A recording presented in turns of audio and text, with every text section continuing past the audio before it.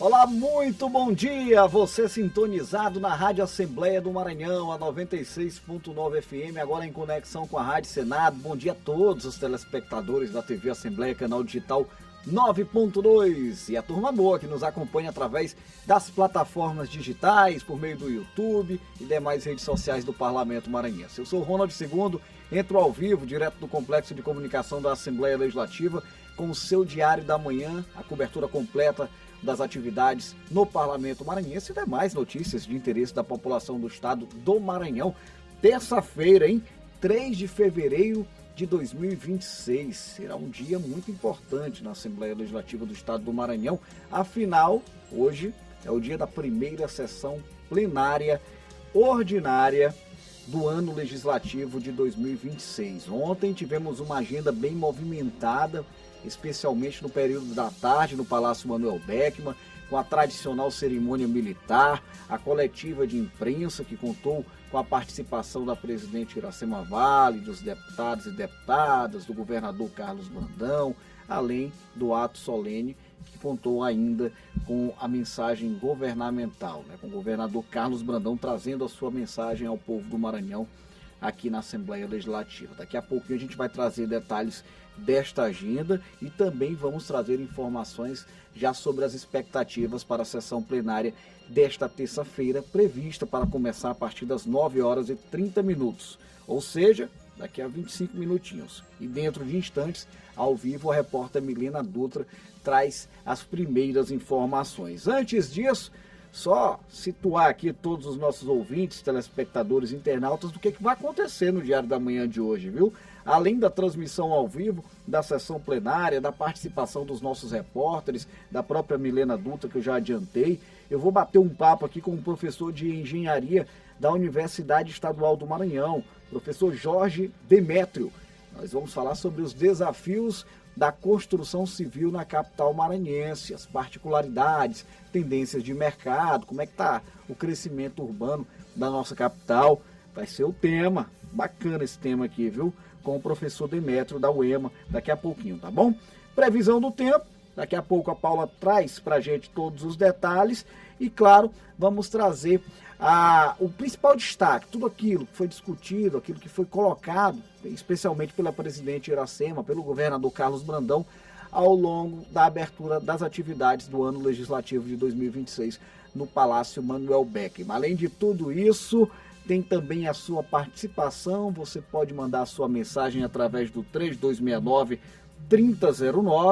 3269-3009, e aí a gente vai rodando aqui com todos ao vivo na 96.9 FM, a Rádio Assembleia do Maranhão, que aliás nesse momento tem como ouvinte a deputada estadual Daniela, que está nos acompanhando aqui pela 96.9 FM. Um abraço aí para toda a equipe da deputada Daniela, que está ligadinha com a gente, tá bom? Bora começar o programa, que tem muita coisa boa para acontecer, viu, gente? E aí eu começo chamando ao vivo a repórter Milena Dutra, que tem informações para a gente a respeito da expectativa para a sessão plenária de daqui a pouquinho, hein? Cerca de 20 minutinhos aí, os trabalhos já começam no plenário, deputado Najib Aikel. Ô, Milena Dutra, muito bom dia a você. Como é que fica a expectativa para esse momento? Primeira sessão do ano legislativo de 2026, primeira sessão ordinária, porque ontem teve extraordinária, Milena. Olá, bom dia, Ronald. Bom dia a todos que acompanham o Diário da Manhã. Estou aqui no plenário já a postos, porque daqui a pouquinho começa a primeira sessão plenária ordinária do ano de 2026. Ontem nós tivemos um dia super especial, uma tarde super especial, que foi a abertura oficial da 4ª sessão legislativa da 20ª legislatura da ALEMA, da Assembleia Legislativa do Maranhão. Com a presença do governador Carlos Brandão, cumprindo o rito, o regimento interno e a Constituição Estadual, trazendo a mensagem governamental, com a presença da presidente Iracema Vale, dos demais deputados estaduais e de uma série de autoridades públicas do estado, convidados, nesta tarde de ontem que aconteceu a abertura oficial. E hoje, seguindo o regimento interno, daqui a pouquinho, por volta de 9h30, começa a primeira sessão ordinária do ano de 2026. Os deputados já vêm com pautas importantes, tudo indica que pode haver a ordem do dia, que é o momento de votação e apreciação dos projetos de lei, os primeiros a serem apreciados neste ano. E a gente segue acompanhando tudo aqui, Ronald, para trazer para os nossos telespectadores telespectadores, você que nos ouve pela Rádio Assembleia, que nos acompanha pelas nossas redes sociais, o resumo, os destaques do trabalho de hoje, desta terça-feira especial, que é o início do ano de 2026 para o Parlamento Estadual Maranhense. Para você que está chegando agora por aqui,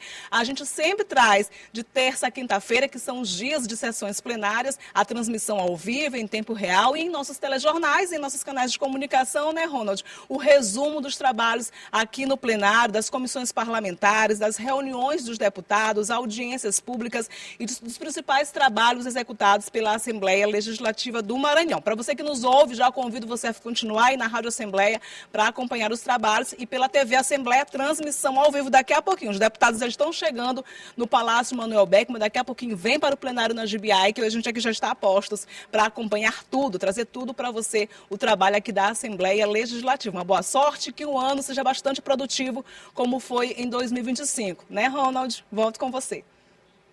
É isso mesmo, Milena. Obrigado, viu? Desde já, uma ótima manhã de trabalho para você e para nossa equipe. Que bom olhar a Milena Dutra de volta aí ao plenário, né? Olhar toda essa movimentação no plenário do deputado Najib Aique, que a gente estava já com saudade dessa movimentação. Daqui a pouquinho, portanto, sessão plenária, cobertura completa, você acompanha pela Rádio Assembleia 96.9 FM, com transmissão ao vivo na íntegra, inclusive pela TV Assembleia, canal 9.2. Ao longo da programação a gente vai trazendo também os resumos e as participações dos deputados e deputadas.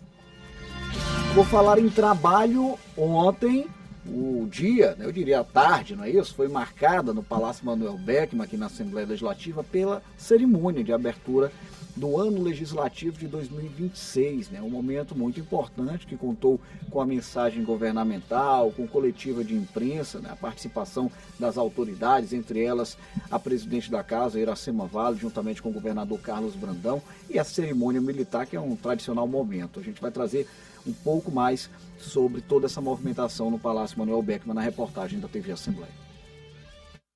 A movimentação no hall do Palácio Manuel Beckmann da Assembleia Legislativa do Maranhão já era grande nas primeiras horas da tarde. Autoridades e populares chegavam para acompanhar a abertura dos trabalhos da 4ª Sessão Legislativa da 20ª Legislatura do Maranhão. A presidente da Casa, a deputada Iracema Vale, chegou acompanhada do governador do estado, Carlos Brandão. Eles passaram a guarda em revista e subiram a rampa, de onde acompanharam o desfile das tropas. Durante a coletiva de imprensa, os chefes dos poderes executivo e legislativo falaram sobre as expectativas para 2026. É mais um ano que a gente participa dessa solenidade. O governador sempre esteve presente aqui em todas as solenidades, exatamente para trazer a mensagem do governo para o ano 2026. É lógico, fazer uma pequena prestação de contas de 2025, mas, acima de tudo, trazer aqui para a população, para a imprensa, para todos que nos acompanham, essa harmonia, confrades, entre os poderes com independência. Sempre bom a gente registrar que nós temos uma excelente relação aqui com a presidente e com a grande maioria dos deputados, assim como do tribunal. Mas, acima de tudo, a gente tem que ter independência, respeitar decisões, respeitar as opiniões. Aqui a Casa do Povo é uma casa democrática e a gente tem esse entendimento que a gente tem que respeitar o debate. Nosso intuito, como sempre, é trabalhar em prol do povo do Maranhão. Manter a Assembleia sempre em harmonia com os outros poderes. Eu quero também cumprimentar o nosso presidente do Tribunal de Justiça, que está aqui, o presidente do TCE, doutor Daniel, muito obrigado por comparecer. É sempre o interesse do povo do Maranhão, o interesse da Casa do Povo do Maranhão, manter a nossa autonomia, a nossa independência, mas trabalhar em plena harmonia com os poderes aqui representados. No plenário, o deputado Najib Aique, seguindo os ritos da solenidade, a presidente Iracema abriu os trabalhos e chamou o governador Carlos Brandão para apresentar a mensagem governamental. Cumpro neste momento um dever constitucional, mas faço isso, movido por algo maior, um dever moral, o dever de prestar contas e revisitar o caminho que percorremos juntos e, principalmente, reafirmar com clareza para onde estamos indo. A mensagem que entrego a esta Assembleia não é fria, nem burocrática. Ela carrega um peso de um ano intenso, de decisões difíceis, de escolhas que exigiram coragem e carregar, sobretudo, uma convicção que nunca nos deixou. Governar é cuidar das pessoas. Você pode acompanhar mais informações sobre este ato solene através do site al.ma.leg.br.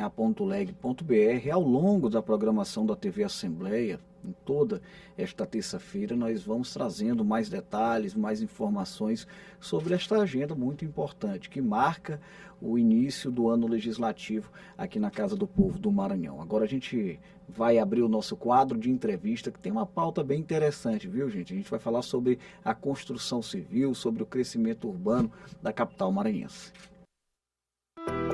Entrevista.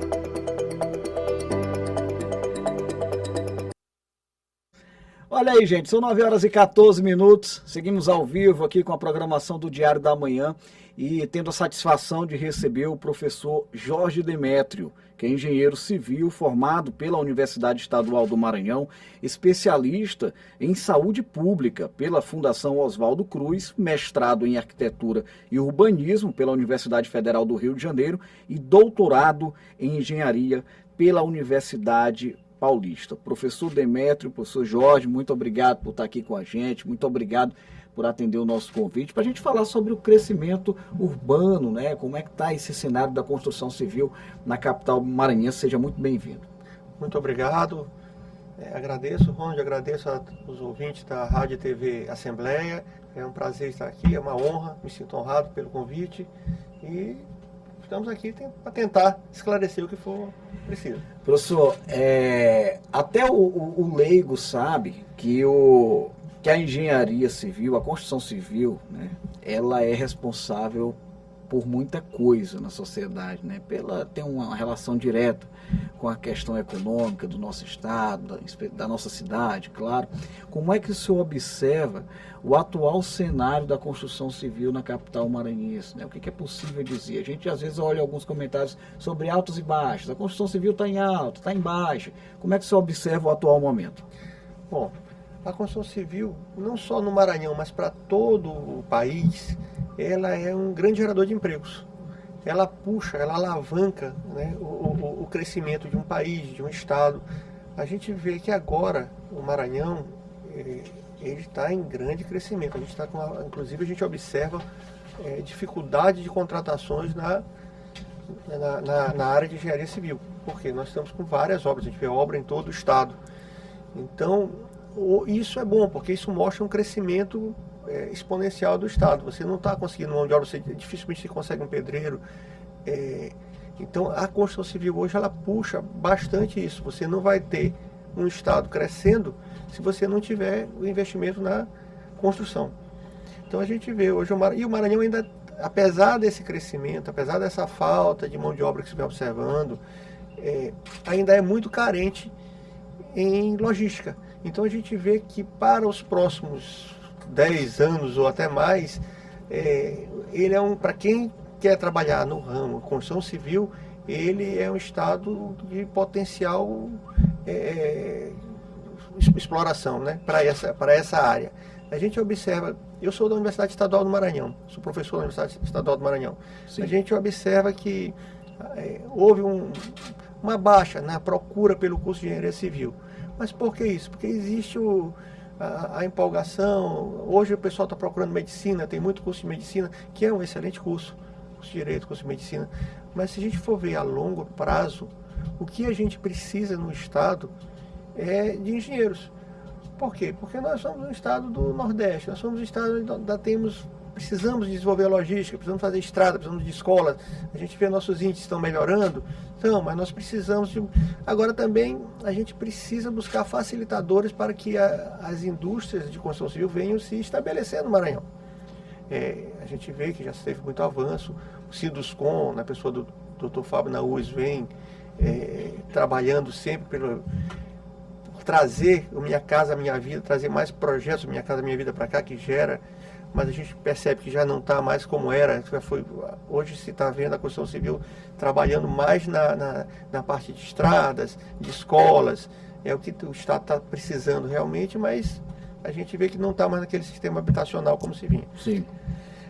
Uma coisa que eu vejo da construção, assim, já que eu sou muito falador, você me manda para... Fique à vontade, bora conversar. É que a gente está num momento crucial dentro de São Luís. A gente está naquela disputa do plano diretor da cidade, né? A gente vê isso. O plano diretor foi aprovado de São Luís, o plano diretor de Ribamar foi aprovado. Aí se fala, Ribamar pode construir, São José de Ribamar pode construir prédio de 30 andares. São Luís ainda está em análise. Por quê? Porque ainda só se vai definir isso depois que aprovar o código de uso e parcelamento, uso e ocupação do solo. Tá? E isso deve sair logo. Então é importante que se observe isso. E estão tendo as audiências públicas, eu vi na televisão até, estão tendo audiências públicas. E que se veja que existe meio um choque nisso aí. A gente precisa trazer empresas para trabalharem aqui, empresas de fora, ou que os empresários investam na construção civil, porque é o maior gerador de emprego. A construção civil foi responsável por, há uns anos atrás, ela era 13% do PIB do Brasil. Então você vê a importância desse setor dentro que envolve também não só a obra em si, mas envolve fabricação de materiais, até a pessoa que vende a quentinha está ganhando dinheiro quando você consegue desenvolver tudo isso, Rony. Professor, agora eu até peço desculpas de interromper o senhor, mas é porque o senhor me traz um ponto importante fala sobre o plano diretor, sobre a questão do solo. Isso justifica essa tendência de crescimento dentro da nossa região metropolitana de São Luís, de crescimento urbano? Me refiro, por exemplo, nós temos ali o Araçagi já em uma fase de expansão, né? Claro que coincidindo também com obras importantes, como o prolongamento da Avenida Litorânea, o governador Carlos Brandão com o presidente da República fazendo essa parceria, enfim. Mas essa questão desse trâmite burocrático também justifica essa tendência de crescimento? Justifica. Eu acredito que São Luís ele tem a península, que ela foi feita em uma região, vamos ver, a gente vê o bairro Nobre de São Luís e tudo mais. Sim. E que ele foi feito em um local que não tinha infraestrutura, até hoje eles têm problema de água e esgoto. Sim. Tá? E existe às vezes um combate à verticalização, aí você tem bairros como Olho d'Água, que já tem um pouquinho de esgoto e tem água, e você não pode construir, não pode verticalizar. Aí as pessoas dizem, não, mas eu não posso verticalizar, porque na verdade é o contrário, você tem que trabalhar com adensamento de bairros que já têm infraestrutura. É uma lógica, você construir onde você já tem, porque você não vai jogar o pessoal, como foi feito com a Península, onde você vai ter um problema que não se consegue solucionar até hoje, que é de falta de abastecimento de água. É uma luta constante, vem melhorando, mas ainda é um problema para eles, você ter a quantidade de carro-pipa alimentando aqueles prédios ali. Então eu acho que com esse estudo que está tendo, e parece que estão nas últimas audiências públicas, se realmente liberarem a verticalização daquelas regiões ali, Calhau, Olho d'Água, respeitando os afastamentos da praia, mais ou menos como vários estados do Nordeste, que a gente vê a Paraíba, João Pessoa. Você não constrói um prédio de 30 andares na beira da praia, mas você vai escalonando 4, 8, 10. Então você consegue manter vamos dizer, a ventilação da cidade e a paisagem urbana sem ferir e sem comprometer definitivamente o litoral, que é o grande atrativo para os turistas. E eu só observar esse crescimento dentro da nossa... Quando a gente fala de São Luís, a gente fala mesmo da região metropolitana. Ainda é um crescimento que pode ser considerado fora do que tem que ser no âmbito do planejamento, professor? A cidade de São Luís, o estado do Maranhão, tem o problema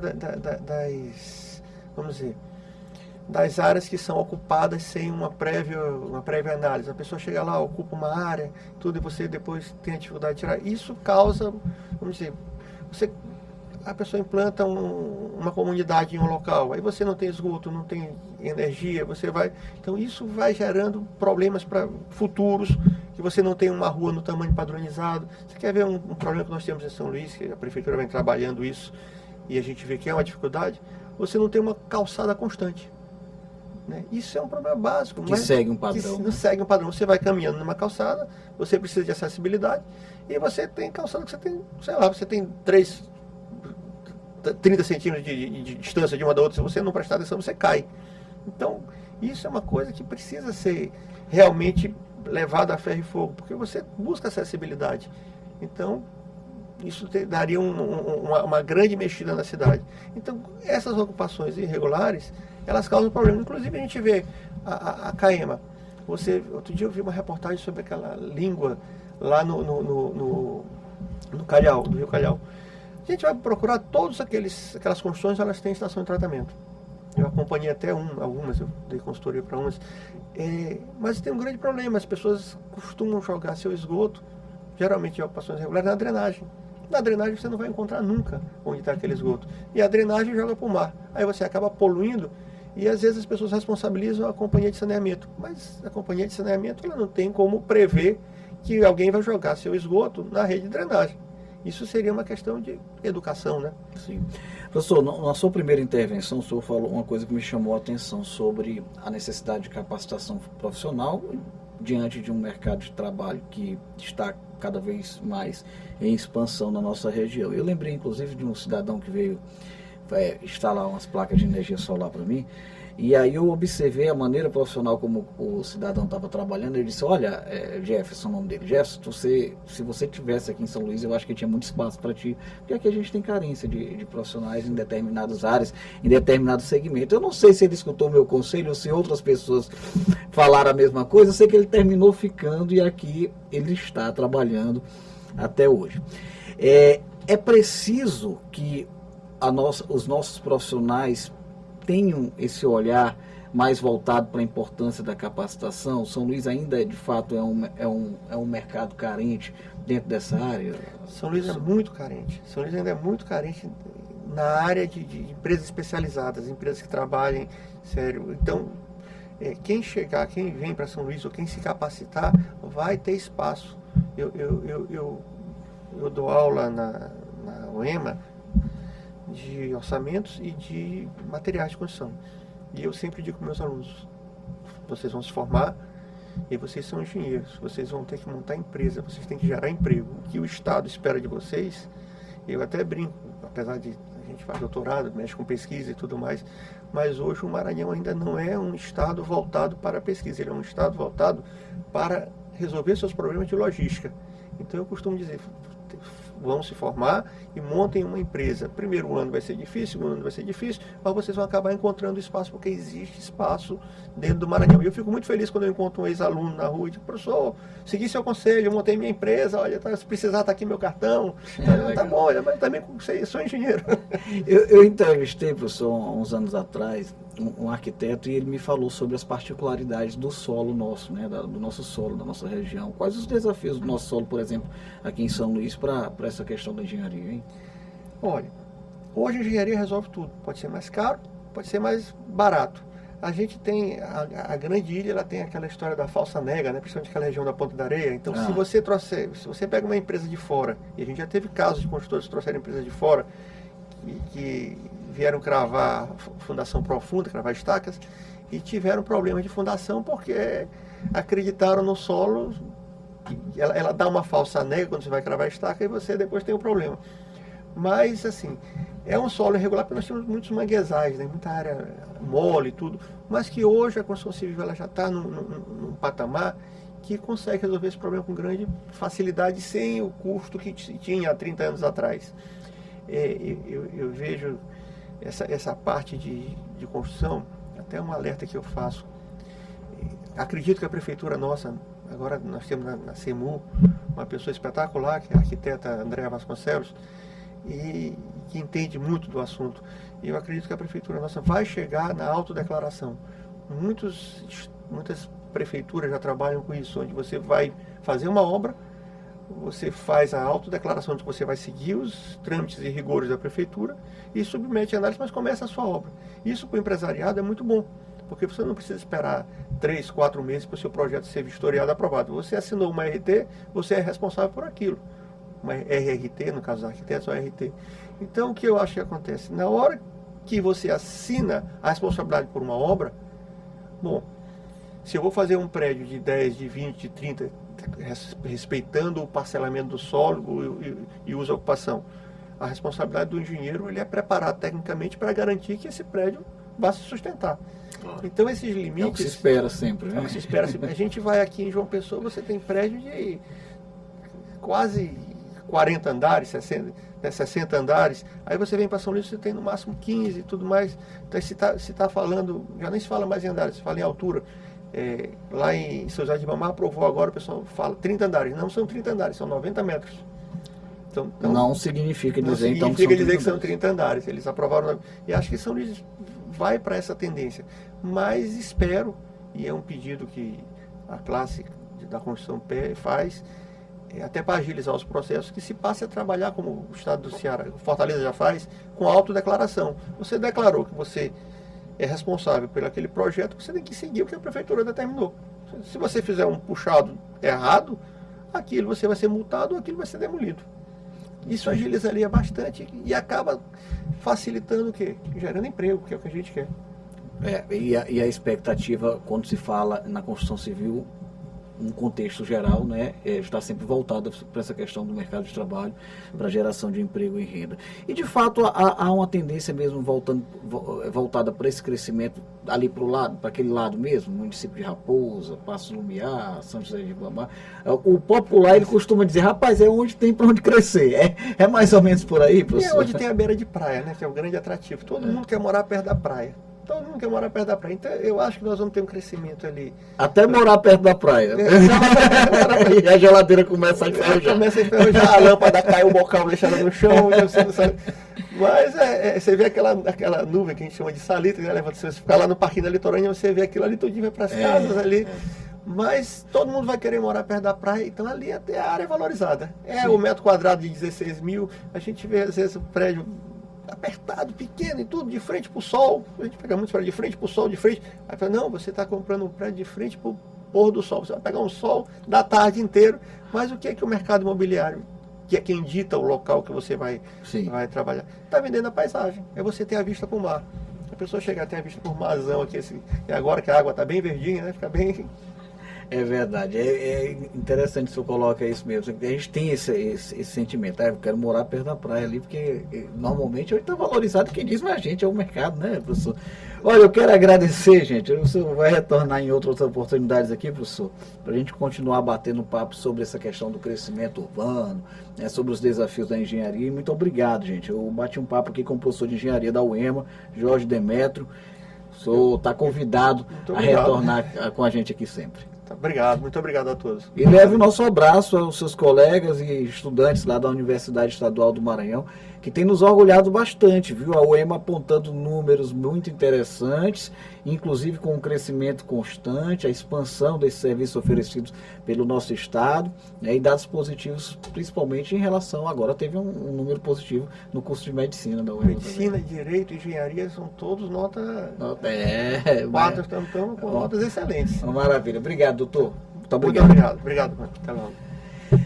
Eu vou trazer agora a previsão do tempo para as próximas horas nas regiões do estado do Maranhão. Paula Torres, quem traz é ela. Muito bom dia, Paula.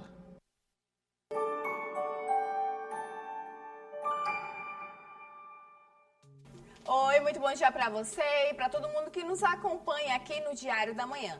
Terça-feira começou e já é importante a gente ficar por dentro do que o tempo prepara para a gente. De um lado sol, de outro há a possibilidade de chuva rápida. Aqui na capital, São Luís, hoje um dia com predomínio de sol e algumas nuvens, mas atenção! Podem surgir chuvas passageiras, especialmente no fim da tarde. Então, se for sair mais tarde, não esquece o guarda-chuva, tá?